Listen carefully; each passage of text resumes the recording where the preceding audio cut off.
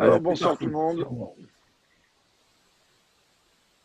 Bonsoir. On va, avec l'aide de Dieu, étudier un mamar sur le mois d'Elul. On sait que beaucoup de mamarim du mois d'Elul commencent par la fameuse phrase Ani le Dividodili. Ensuite, une tournure, à chaque fois un petit peu différente.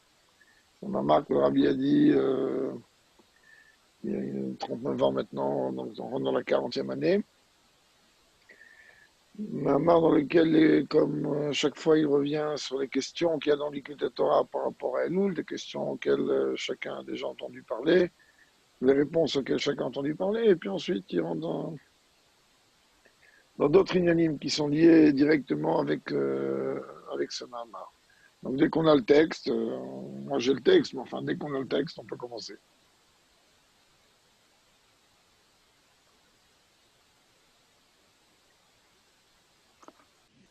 il est là le texte, on peut y aller. Très bien. Allez. Ani le dodi vedodi li rachetevotelu. Je sais. Mais à moi forme, entre autres, les initiales du mois d'Elul. Voir, Zebedi Rochaïdou Abedikout Torah, il a expliqué par rapport à cela dans les commentaires de l'Écoute Torah et dans les commentaires des Rebbeim qui ont suivi les Dirushaina Sidoreinu jusqu'aux commentaires du rabbi précédent, chez où les filles, chez Avod, Abechodeshel, Liprinatan de pourquoi ce verset correspond de par ses initiales au mois d'Elul, parce qu'à travers ce verset, on peut comprendre le service de Dieu du mois d'Elul, à travers ce verset.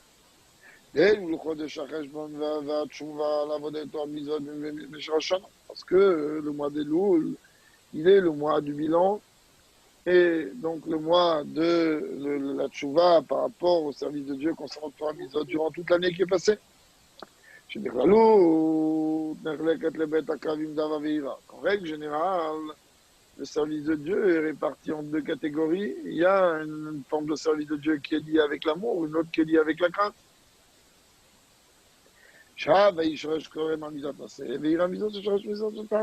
Comment tu me parles de mitzvot, tu me parles d'amour et de crainte? Parce que tout simplement, on sait très bien que les 248 mitzvot positives sont en vérité la source des commandements sont liés avec l'amour, et les 365 négatifs sont liés avec la crainte.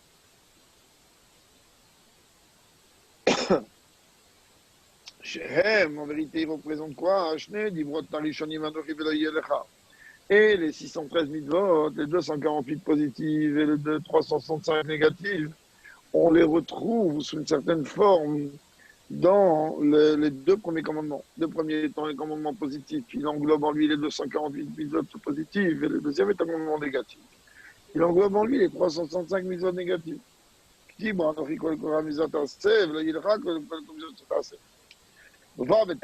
le Tanya explique, dans ce cas-là,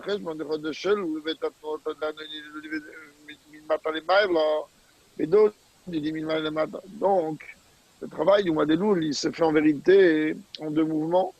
Il y a Ani le Dodi, moi je suis à mon bien-aimé, et le Dodi, c'est-à-dire le travail du bas vers le haut. Le Dodi, mon bien-aimé est à moi, c'est le travail du haut vers le bas. C'est aussi expliqué dans Vodamilmat, Ani le Dodi, même Shachot de Shalom. C'est expliqué aussi que ce travail de Ani le Dodi, moi je suis à mon bien-aimé, c'est-à-dire le travail qui va du bas vers le haut, il se fait essentiellement pendant le mois d'Elul. Et le résultat, ce qui va provoquer de ça, il va provoquer le travail du haut vers le bas, c'est-à-dire le dévoilement qu'il y a pendant les 10 jours qui entrent, Shoshana Yom Kippour, qui s'appelle Aseret Emet Teshuvah, les 10 jours de Teshuvah. Alors, a priori, on ne comprend pas. Le mois d'Elul, il n'englobe pas seulement les initiales de Ani le Dodi, c'est-à-dire du mouvement qui va du bas vers le haut, mais il englobe en lui aussi le mouvement qui va du haut vers le bas. Dans ce cas-là, pourquoi cette projection qui vient du haut vers le bas, alors elle est liée avec les 10 jours de Tchouva et pas pendant le mois d'Elul.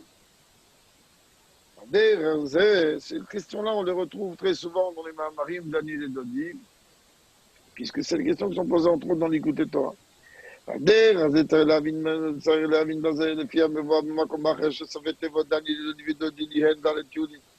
Aussi, comme on a déjà expliqué, que les finales des 4 mots du mois de Elul, de la phrase c'est 4 yud qui représentent la valeur numérique du chiffre 40. C'est-à-dire, ce sont quoi? Ce sont les 40 jours qu'il y a entre le Rosh Chodesh Elul et Yom Kippour.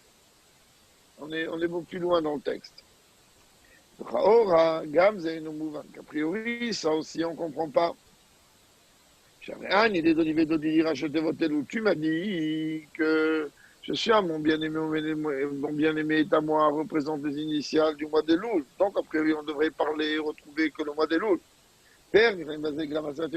Comment on arrive à retrouver inclus aussi, bien que ce sont à travers les finales, alors on retrouve inclus aussi les 10 jours de Tchouva. Là, il va commencer déjà une ébauche d'explication. On ne peut pas y avoir un travail qui est fait de la part des Juifs sans qu'il ait une aide d'en haut. C'est-à-dire, il faut que Dieu il aide. C'est marqué que Dieu nous vient en aide. On sait très bien que la Gemara dit là-bas dans Kiddushin, dans ce cas, qu'il m'allait à Kadosh Baruch Hu, que si Dieu ne nous vient pas en aide, on ne peut pas arriver à vaincre le Yetzirah. Disait Mouvan, tu comprends, donc même dans ton travail, même dans le travail du juif, de je suis à mon bien-aimé, donc le travail du bas vers le haut,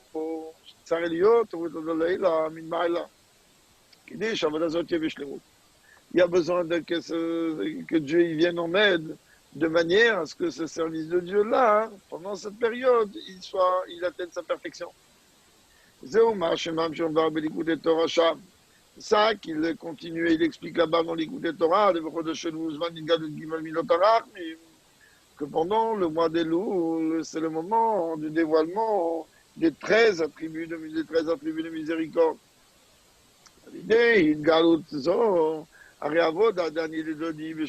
Par le fait que pendant le mois d'Elul sont dévoilés dans le monde les 13 attributs de miséricorde, alors ça me permet à moi de pouvoir œuvrer convenablement dans mon service de Dieu pendant le mois d'Elul, qui va donc le travail du bas vers le haut.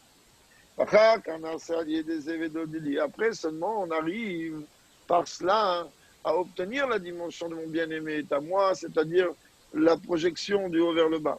Et cette projection dans le Sharamid Maïla, on l'obtient pendant les 10 jours de Tchouva. Comme il est écrit dans Shir Shirim, sa gauche se tient sous ma tête. On sait très bien que la gauche, elle représente une dimension de Gvoura, ça représente les 10 jours de Tchouva. Jusqu'à qu'arrive à ce moment-là le dévoilement de la miséricorde de Dieu et de la bonté de Dieu pendant Simchat Torah. Et si on croit de Tishri est la conclusion, donc le mois de Tishri. Chez eux, où un cli, qui en vérité représente toute la source de toutes les projections des brachot pour toute l'année qui vient. Alors, avant qu'on continue, juste on refait une écoute assez rapide. Donc, en vérité, il nous dit que il est clair et net que même mon travail à moi en tant que juif, du bas vers le haut, alors il a besoin malgré tout d'une aide qui vient précéder parce que rien ne peut se faire de par le juif s'il n'y a pas une aide d'en haut. Donc, et par quoi se traduit cette aide? À travers le dévoilement de 13 attributs de miséricorde. À partir de là, ces 13 attributs de miséricorde me donnent la force à moi d'œuvrer et d'accomplir mon travail pendant le mois d'Elul comme il se doit. Et lorsque moi, mon travail du mois d'Elul, il va être accompli comme il se doit, alors automatiquement, je vais pouvoir profiter de la projection des dimensions divines qu'il peut y avoir pendant les 10 jours de Tchouva, jusqu'à même arriver pendant le moment de Simchat Torah et la fin de Tishri, qui sont la source de toutes les brachot. Seulement, on a besoin de comprendre. Imken, puisque tu es en train de me dire que pendant le mois d'Elul, alors brille dans le monde des 13 attributs de miséricorde. Là, mais dans l'autre page.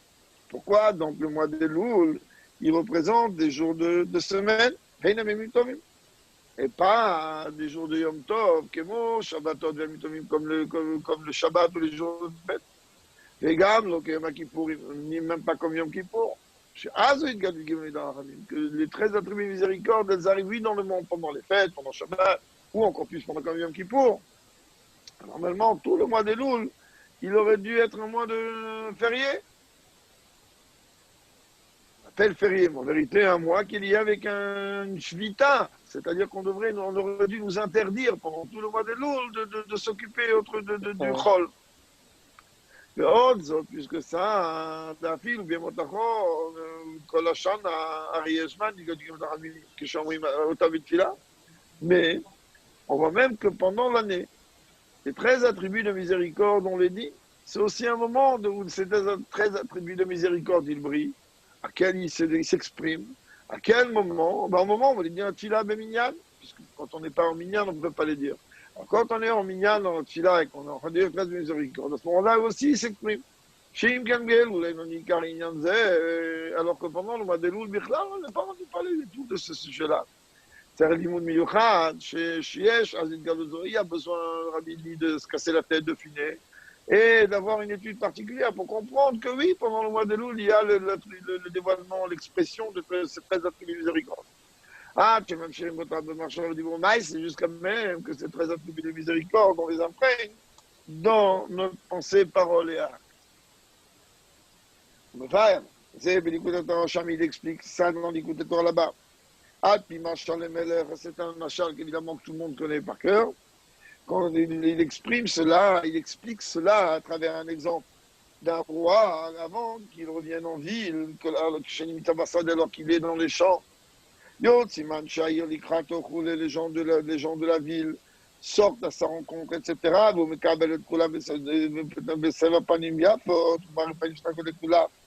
Et lui, il le reçoit tous avec un bon visage, un visage souriant, et il montre un visage plaisant à tout le monde.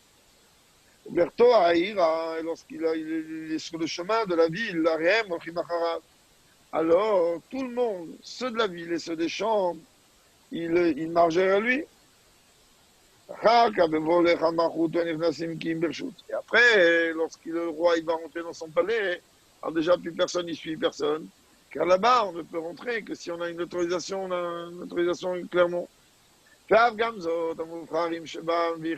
encore, au palais, l'autorisation ne suffit pas, hein, car elle n'est pas donnée au premier venu. L'autorisation, elle est donnée à des gens bien spécifiques, à des gens bien spéciaux. Et à eux, ils ont ces autorisations-là. De la même manière, si on veut expliquer la parabole par rapport au Madeloul, Israël, que le peuple juif, que lui, il représente normalement les gens de la ville. Garde la vaille, comme il dit le David Amer dans Teilim 48. Dieu est grand, il est loué dans la ville, dans sa ville. Ça représente quoi, hein? C'est les gens qui sont, comme on va le voir un peu plus loin, qui étudient la Torah. Ces gens-là, on a déjà expliqué qu'eux, ils sortent pendant le mois de Loul dans les champs pour rencontrer le roi. Et à ce moment-là, ils sont autorisés, le rabbi précédent, il rajoutait, donc ils peuvent, comme tout celui qui veut, il peut aller à la rencontre du roi. Et après, tout le monde, gens de la ville et les gens des champs, ils vont avec le roi en ville. Ça veut dire quoi, hein? Ils vont après avec lui en ville. Sur les paysans, on peut comprendre qu'eux, ils rentrent en ville, c'est très bien. Mais là, les gens qui sont dans la ville, alors eux, ils sont déjà dans la ville, mais il y a un autre point dans la ville, qui est le palais du roi. Ah, mais quand même, on vient de dire on ne peut rentrer dans le palais du roi qu'à partir du moment où on a une autorisation. Et on a expliqué que cette autorisation n'est pas donnée à tout le monde.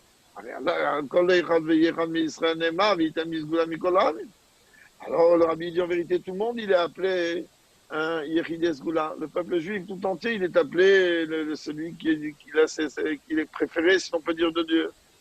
Chez eux, il y a, et dans ce cas-là, alors lui aussi, il pourrait rentrer, peu importe qui il est, puisque ce verset-là, il est dit sur tout le peuple juif. Chez eux, il y a un Chodesh Tishri, Shari, Chodesh Elul. Mais en vérité, et quand est-ce que cette dimension-là, le peuple juif, il est pendant le mois de Tishri? Pendant tout le mois de Tishri, on a la possibilité d'obtenir ce laisser-passer pour pouvoir rentrer jusqu'à Simchat Torah, à Simchat de la Bioter. À ce moment-là, la joie, elle est dans le niveau le plus haut. Yoter ve Simchat Bet HaShoeva, encore plus haut, encore plus grande que le moment de Simchat Bet HaShoeva. Comme c'est expliqué dans plusieurs endroits. Comme ça arrive à Shmini Atzeret et Shmini Atzeret, ici en Eretz Israël, c'est aussi Simchat Torah, qu'à ce moment-là, il y a ce qu'on appelle par Echad Echad. Ça veut dire qu'il y a l'intimité entre le peuple juif et Dieu. C'est un moment qui est extrêmement haut. Donc en vérité, Rabbi il dit, c'est pas important qu'on soit quelqu'un qui soit dans la ville et quelqu'un qui soit dans les champs. Dans les deux cas, tout le monde se rencontre pendant le mois de Elul dans les champs. Et ensuite, tout le monde va dans la ville derrière le roi. Et avec un seul et même désir pour les deux, aussi bien ceux de la ville que ceux des champs, qui est celui de rentrer au palais du roi. Et comme on sait qu'on rentrer au palais du roi, c'est pas donné à la portée de tout le monde, et pourtant tout le monde aurait oui cette possibilité, car le peuple juif appelé Amsegoula, jusqu'à arriver donc à tout le travail de Seret Emet et de Simchat Torah, jusqu'à arriver à Simchat Torah, qui est le moment dans lequel il y a eu cette fusion entre Dieu et le peuple juif. והנה, כשם שהכוונה בזה מה שיוצאים אנשי לקראתו מקדמים פנו בשדה. Le fait que les gens de la ville sortent et aillent à la rencontre.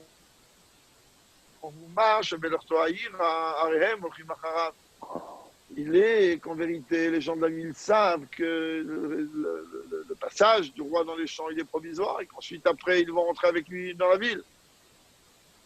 Et pas seulement dans la ville, jusqu'à même qu'ils vont arriver au palais du roi.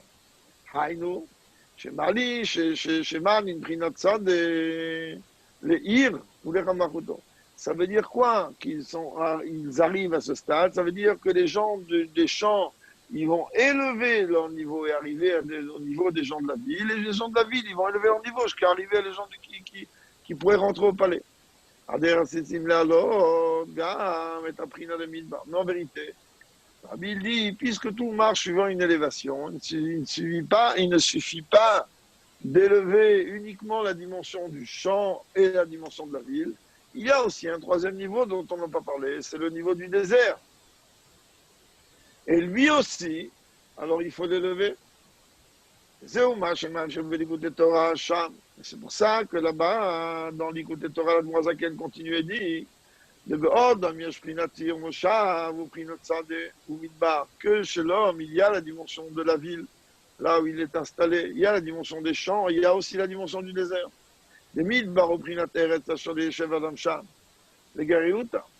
C'est très bien que lorsqu'on dit que cet endroit il est désertique, ça veut dire que c'est un endroit dans lequel l'homme, il réside pas là-bas. Parce qu'on est en train de parler ici que l'homme il réside pas, c'est quelque chose de négatif. Donc c'est le contraire. Dans la traduction, le désert représente un désert spirituel. À partir du moment où c'est un désert spirituel, c'est complètement et totalement l'opposé des sujets qui vont permettre à ce que le monde il va tenir. Par quoi le monde il tient? À travers le sujet de Torah Mitzvot. Le fait que la dimension du désert est considérée comme quelque chose d'inférieur au champ, parce qu'un champ, il est en vérité une préparation à l'endroit de résidence. Qu'est-ce que ça veut dire? Dans les champs, on est en train de semer la récolte. La récolte, elle va donner le pain. Et le pain, il rassasie le cœur de l'homme. Ça veut dire qu'en vérité, le champ, il a eu une relation avec la ville, il a une relation avec un endroit dans lequel l'homme, il se fixe. Puisque dans les champs, il se prépare la nourriture de l'homme. Donc il y a une relation entre les champs et la ville.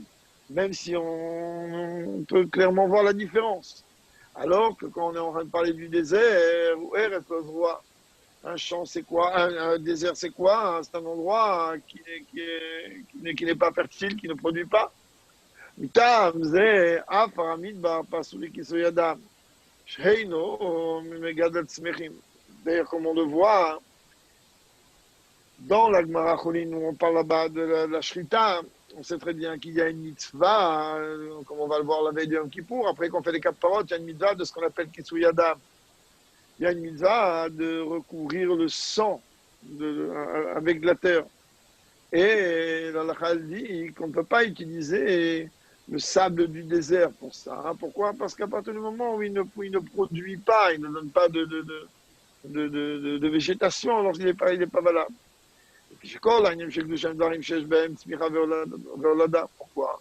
Parce que tous les sujets qui sont liés avec la Kedusha, alors ils contiennent en eux, oui, le fait de germer, de pousser, de donner naissance.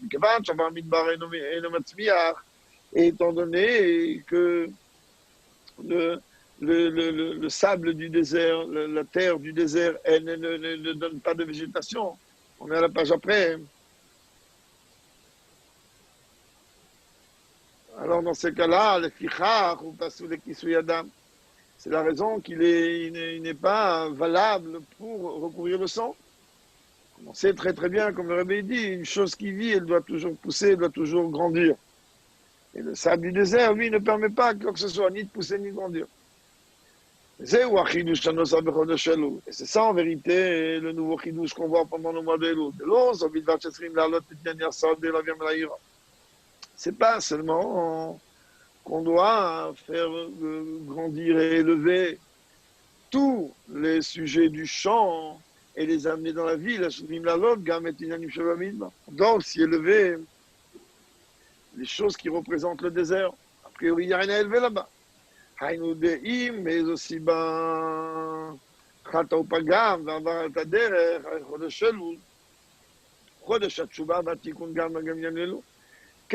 quel est le parallèle que le rabbi fait ici par rapport au lien du champ, du désert?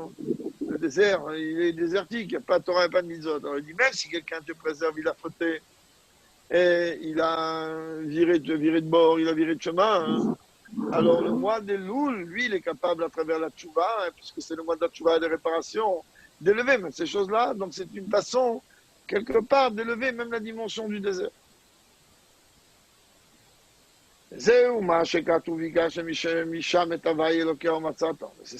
écrit que tu dans Parashat Vayetranan, ou Vikashtem Misham, vous allez demander de là-bas.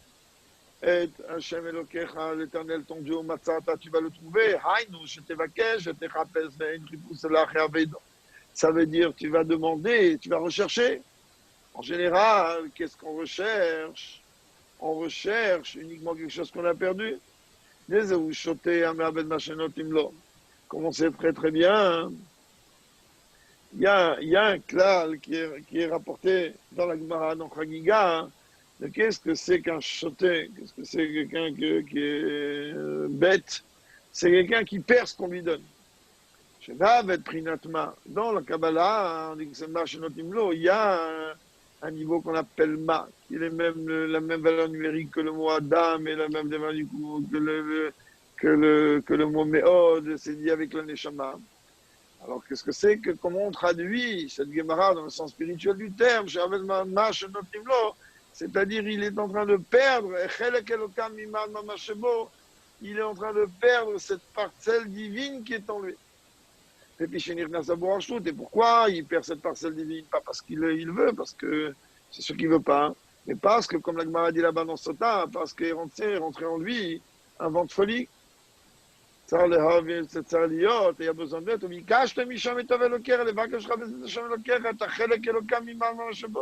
Donc, qu'est-ce que ça veut dire que tu vas demander? Ça veut dire que tu vas rechercher.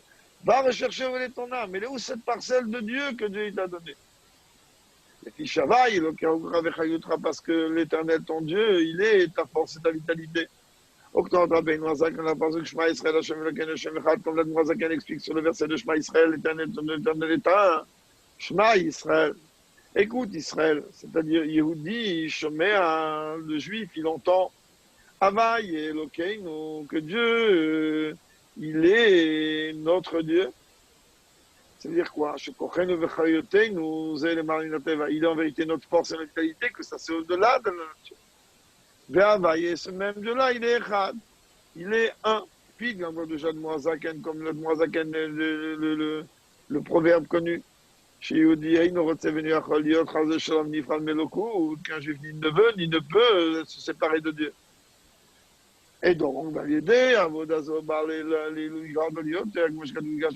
et donc à travers ce travail pendant le mois de Loup, d'aller à la recherche de ce qu'il aurait perdu, c'est-à-dire cette parcelle divine qu'il a négligée de par le roi Arshtout qui est rentré en lui.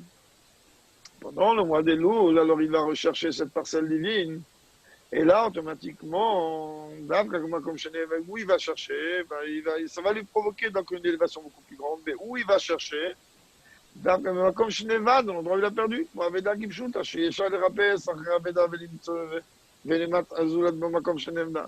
Et tu ne peux pas venir trouver ce que tu as perdu dans un endroit autre que là où tu l'as perdu. En vérité, qu'est-ce que ça veut dire? Il va retrouver l'âme là où il l'a perdu. C'est-à-dire, qu'est-ce qui a provoqué le fait qu'il a bifurqué dans la vie, dans son chemin de Torah Midot?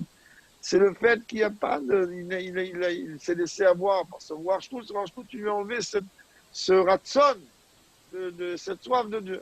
Donc, quand ça vient au mois d'Elul qui va éveiller cette dimension-là, hein, alors automatiquement, il va retrouver cette parcelle de Dieu qu'il a, entre guillemets ou sans guillemets, perdu. Et il n'est que dès les Kabbalah Agilou de Hashem Elokecha, afin de pouvoir profiter et recevoir de ce dévoilement que l'Éternel, ton Dieu, qui avait là-haut, sur lequel il est rapporté dans la Torah que l'Éternel, ton Dieu, est un feu dévorant, il y a besoin des réceptacles très spéciaux, puisque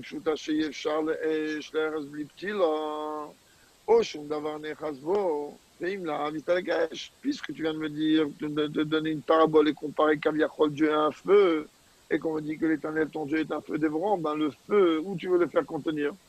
Il faut un réceptacle spécial, mais quel réceptacle? Le seul réceptacle, si déjà on peut parler de réceptacle, il faut une mèche.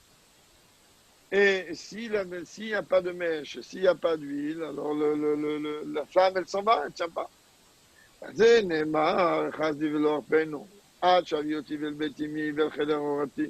Comme c'est marqué là-bas, dans Shira Shirim, le verset qui dit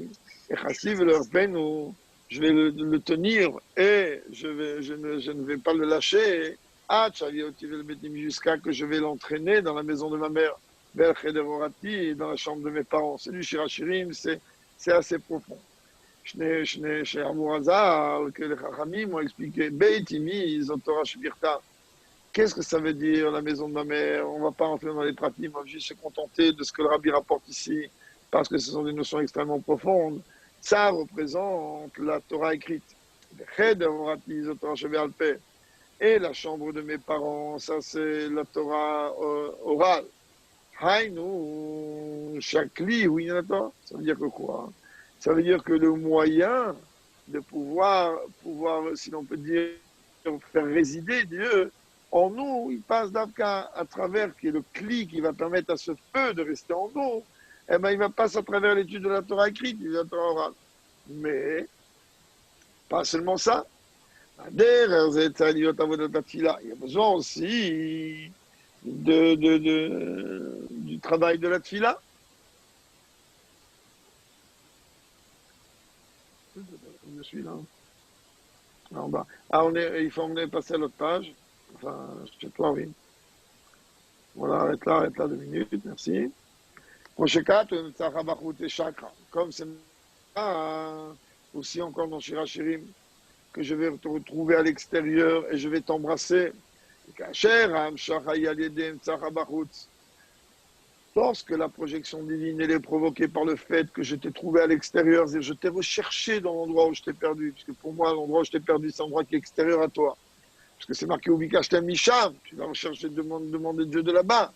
Areas, Rediot et Chakra.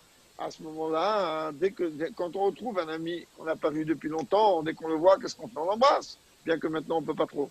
Il y a un neshika, ve'avash, ou il y a un avodat atfila. Alors il y a besoin après de quoi? Le sujet de ce qu'on appelle la neshika, le baiser, ve'ava et l'amour, où il y a l'avodat atfila, que ça c'est lié avec la tfila. Haïn ou Shakli, où il y a un avodat atfila. C'est-à-dire que là aussi il y a un moyen de pouvoir faire résider la flamme divine en nous, d'Avka à travers la tfila. Étant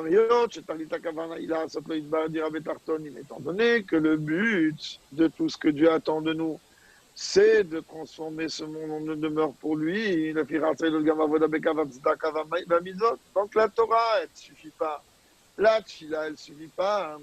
Il y a besoin aussi du troisième pilier, qui est le sujet de la Tzedaka et des mitzvot. של אור השם, של אור פני השם, שהוא בחינת האור, יש שני כלים שהם תורה וחסד. Que la lumière, si l'on peut dire, du visage de Dieu, c'est la dimension de quoi? Qu'on trouve dans les deux réceptacles qui sont la Torah et le chesed. Comme on a vu, comme on a étudié longuement dans la Sikha dimanche, toute la dimension de l'importance, comme le Rambam il parle, d'Avka de multiplier les sujets de Zdaka, comme on a pu voir dans Chita d'aujourd'hui, les sujets du Maaser, Aser, etc. On est dans l'autre page.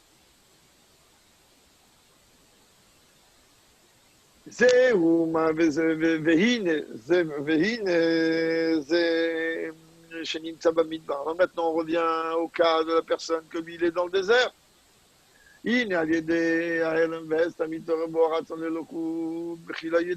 Donc, automatiquement, chez lui, étant donné qu'il est complètement perdu dans son désert, donc ça va finir par réveiller en lui un désir vis-à-vis de Dieu beaucoup plus fort, qui est en armi la comme la supériorité de la lumière face à l'obscurité, qui est en armi la surtout, tout comme la supériorité de la sagesse face à la bêtise. D'accord. Principalement. C'est-à-dire, il va passer d'un extrême à l'autre. Les gars, même dans cette forme de service de Dieu, qui est de transformer le désert, et qu'avec cela, il va s'élever de niveau en niveau, l'oracle, même que lui, il est dans le désert, dans l'endroit le plus perdu, dans l'endroit le plus loin, hein, pas seulement qu'il peut s'élever dans le niveau des champs, c'est-à-dire une étape au-dessus, pas seulement qu'il peut s'élever dans le niveau de la ville, qui est 2 étapes au-dessus, mais il peut même s'élever dans le niveau du palais du roi, qui est l'étape la plus grande. Il arrive en vérité dans la dimension de ce qu'on pourrait appeler désert, mais dans le sens supérieur du terme, dans le sens positif du terme. Ça veut dire quand on dit qu'un désert est un endroit dans lequel l'homme n'y réside pas, ça veut dire que c'est un endroit dans lequel qui est au-delà du niveau de ce qu'on appelle l'homme. Comme c'est marqué très bien que dans Markava, il y avait ce qu'on appelle Pnei Adam, il y a un niveau qu'on appelle le niveau de l'homme. Comme c'est expliqué là-bas dans l'Écoute Torah, dans le Mama qui parle de Midbar Sinai, etc. Les Dafka qui rapporte ce Shirachirim, il dit Mtsacha Bachutz, que je t'ai rencontré justement à l'extérieur. C'est où Mashekatouv. Et aussi, voilà ce qu'il est écrit dans le Télim 27, qu'on dit pendant tout le mois d'Elul et jusqu'à la veille de Shana Rabbah. Dit à vers la fin de ce Télim, qui a vivé Imi Azavouni, Vachami Asfeni, car mon père et ma mère m'ont abandonné. Et Dieu m'a récupéré d'Avodat Chodeshel ou d'Avodat Tchouva. Que l'Avodat du mois d'Elul, comme on le sait, c'est une Avodat de Tchouva. Les gars, Ami m'a dit, que même si mon père et ma mère m'ont abandonné, Haïnou, chez Nichat, Michon, sur les gammes, c'est-à-dire quoi, mon père et ma mère m'ont abandonné? Ça veut dire qu'il s'est déconnecté, Dieu préserve complètement de sa source. C'est quoi la source d'un être humain? C'est son père et sa mère. Alors, il dit, même si c'est complètement déconnecté, Mikol Makom, Vachem Yasfeni, quand même, Dieu, il le récupère, il le rattrape. Parce qu'à travers le sujet de Tchouva, alors il va se fusionner, il va se rattacher avec la tête, c'est encore plus haut que la source. Israël, au Roche, comme on sait très bien que le mot Israël, c'est le lettre l'Iroche. J'ai une tête. Comme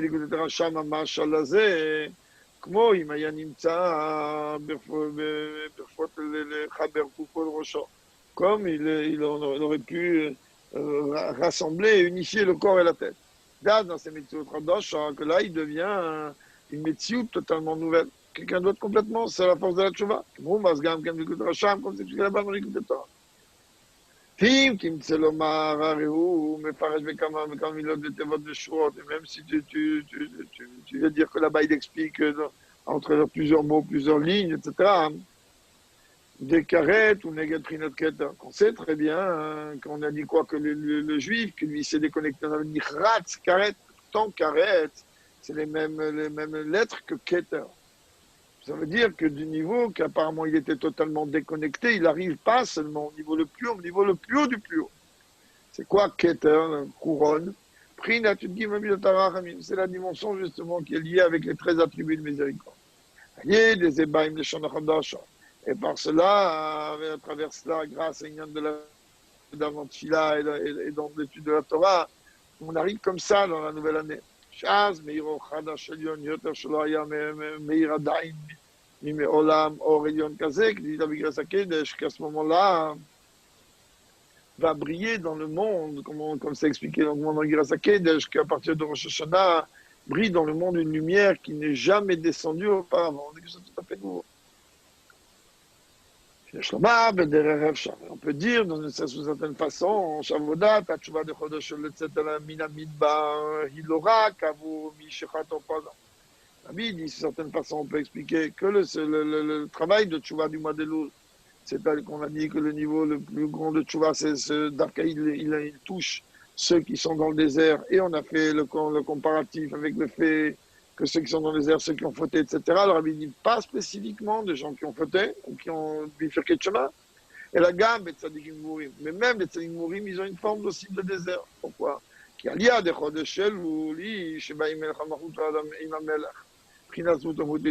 que tout le travail du mois des Loul, il va permettre, à travers l'élévation de chacun, à travers le jeu de 30 filams midvot, il va lui permettre, chacun avec son élévation, pour même les tzadikim mourim, d'arriver au palais du roi avec le roi, c'est-à-dire l'essence même de Dieu. Alors tu vas me dire, mais quel rapport les tzadikim, ils n'ont pas fauté?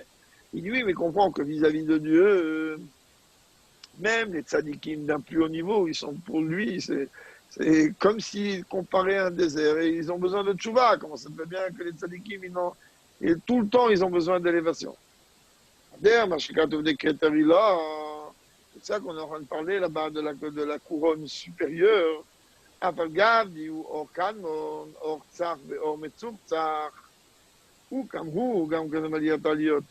Même qu'en vérité, c'est le niveau le plus haut de Keter. Il est en vérité ce qu'on appelle la lumière Kadmon antérieure.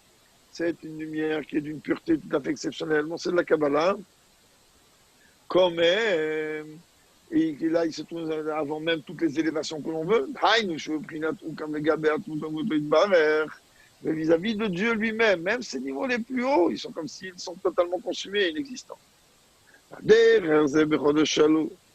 la même manière qu'on arrive pendant le mois de Loul, quand on est en train de parler que pendant ce mois d'Elul, alors il y a le dévoilement des 13 attributs miséricordes qui sont comparés à une fleur de lys. Comme beaucoup d'ailleurs traduisent de travers et disent que Shoshana c'est une rose. Une rose en hébreu c'est dit Vered, Shoshana c'est une fleur de lys.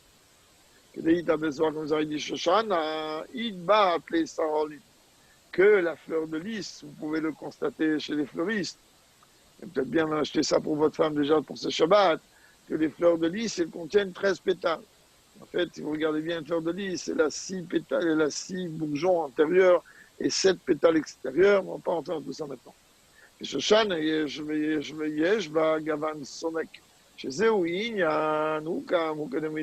en plus, la fleur de lys à la base, elle est d'une blancheur tout à fait particulière, ce qui représente cette lumière de Dieu très très haut avant même toutes les élévations.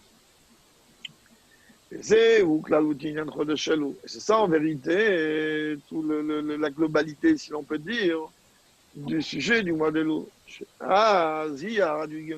Que tout le mois de Elul, on le résume par le fait que brille à ce moment-là les 13 attributs de miséricorde, comme on l'a compris.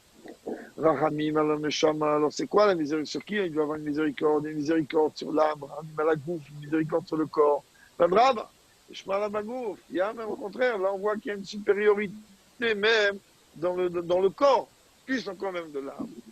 Ah, chez Bromiotonide, mais les goûts font monter en larmes, on est dans l'autre page. Même qu'en vérité, dans sa matérialité, le corps d'un juif, il ressemble à les Havdil au corps des Goïm. Mikol Makom, Maria Gouf, on y le corps est créé ex nihilo. והוא לבדו שאינו עלול מאיזה עילה וסיבה שגדנה לו חס ושלום, וכל יכולתו לברוא שאין, il n'y a que Dieu, c'est celui qui n'a rien d'antérieur à lui, qui a la capacité de pouvoir créer ex nihilo. Voir, c'est comme ça expliqué dans Gilat HaKodesh. לכן, לעתיד לעבוד כי הנשמה ניזונית ממין ועל ידי הגוף, comme c'est expliqué qu'au moment de la Géoula, alors Dafka, la Neshama, elle tirera profit, elle pourra évoluer Dafka à travers le corps. C'est-à-dire qu'aujourd'hui, ce qui paraît secondaire en vérité est d'un niveau très haut. Ce qui paraît d'un niveau très haut sera secondaire au monde de la Géoula. Et maintenant, on conclut. C'est ça qu'il est dit que je suis à mon bien-aimé est à moi, représentant l'initial du mois de Loul. Même que pendant le mois de Loul, c'est uniquement, a priori, le travail de l'individu vers Dieu, je suis à mon bien-aimé. Alors que la projection du divin vers le peuple juif, vers l'homme, mêlé au mois de, pendant les 10 jours de Tchouba, de Rosh Hashanah Yom Kippour, Mikol Makom, comme on a expliqué plus haut, c'est Machil Tzian, le Hagbilor, pendant Vidbar et Nosad, fait qu'on est venu dire qu'on est que on sort afin de pouvoir accueillir la lumière de son visage dans les champs par le visage de Dieu. Ça, c'est le travail du mois d'Elul avec le Gelul. Encore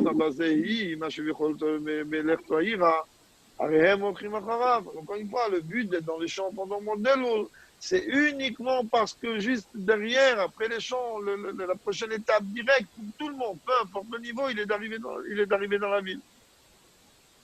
Et même d'arriver dans la ville, ça ne suffit pas. Jusqu'à qu'on arrive au palais du roi. Je sais quoi, palais du roi, c'est Rosh Hashanah Yom Kippourim. Regarde, mais quand même, revenons un peu sur le sujet des louls. Même quand le roi est dans les champs, c'est le même roi qui est dans le palais. Même si quand il est dans les champs, c'est d'une façon un peu voilée. Mais on est d'accord que c'est exactement le même roi. מה שכתוב בתניא, שאין נפקא מינה אם מחבק את המלך כשהוא לבוש לבוש אחד או כמה לבושים, comme le Tanya il dit qu'il n'y a aucune différence, aucune distinction.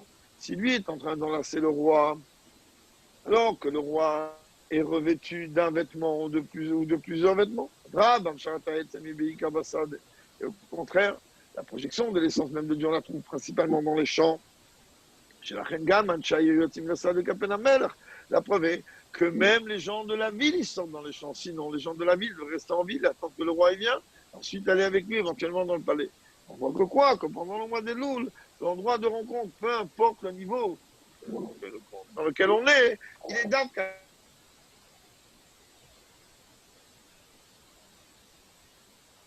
Pendant le mois des Louls, c'est une chose qui est voilée. Comme ce roi qui, pendant le mois de Loul, on ne voit pas tellement tout l'apparat du roi. Chodesh Tishrei, quand ça vient le mois de Tishrei, Midgar, alors il y a, pendant le mois de Tishrei, alors il se dévoile pendant la dimension. Pendant le mois de Loul, c'est l'amour. Pendant le mois de 10 jours de Tchouba, c'est la crainte. Et après, dans Sukkot, Shminat Tzeret de Simchat Torah à travers la joie. Comme c'est marqué là-bas encore dans Shir Hashirim, le jour de son mariage et le jour de la réjouissance de son cœur, d'Israël, c'est-à-dire qu'à son la Torah, qu'il y a entre le peuple juif et le roi et Dieu, seule cette intimité. C'est ça qu'on répète pendant les 3 fois les akafot, 3 fois ce verset qui dit que toi tu as montré afin que l'on sache que Havaïe il est Elohim et qu'il n'y a rien par lui. Ça veut dire quoi? Le dévoilement de l'essence même de Dieu. Saïm, qui mitzion de cette Torah de Hashem Yerushalayim, on termine le Lachana Wakafot, car de Tzion sur la Torah et la parole de Dieu de Yerushalayim, qu'avec l'aide de Dieu, que ça s'adresse à nous, ça